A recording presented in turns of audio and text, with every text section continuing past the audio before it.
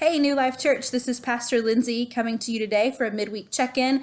I am in my living room today and my dogs are running around near me. The dishwasher is humming in the background.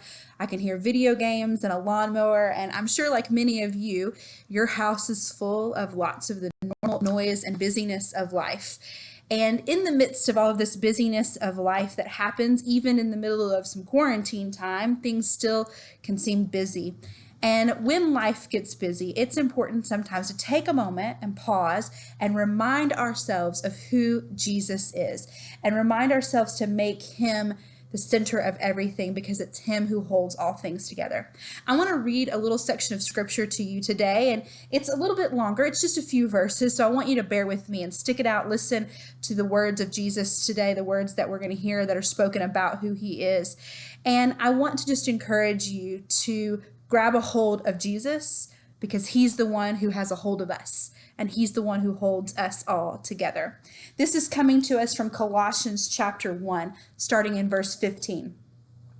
He is the image of the invisible God, the firstborn over all creation. For everything was created by him in heaven and on earth, the visible and the invisible. Whether thrones or dominions or rulers or authorities, all things have been created through him and for him. He is before all things, and by him all things hold together. He is also the head of the body of the church. He is the beginning, the firstborn from the dead, so that he might come to have first place in everything. For God was pleased to have him and his fullness dwell in him, and through him to reconcile everything to himself, whether things on earth or things in heaven, by making peace through his blood shed on the cross. Right there in at the end of verse 16, beginning of verse 17, it says, he is before all things, and by him all things hold together. All things hold together. And I want to just encourage you. I read this little quote that said, who Christ is has not changed, no matter the view from where we sit today.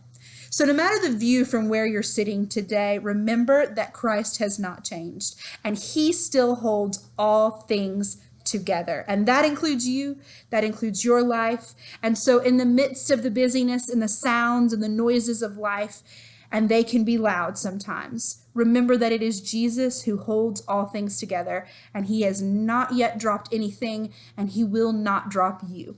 Listen, New Life Church, we love you. There's going to be a lot of information coming out over the next week or so about how we are going to take steps to move back to gathering together. We are praying about that. We are planning a lot to make that happen and to make it well for you. And so we just want you to know that we love you and we see you and we miss you and we cannot wait to gather together again. And in this time of planning and preparing, and in this time as the busyness of life is really starting to ramp back up, I know for all of us, I just want you to remember that Christ has you. He holds everything together. He is the center of the world, and you are important to him. We love you, and we will see you soon. God bless.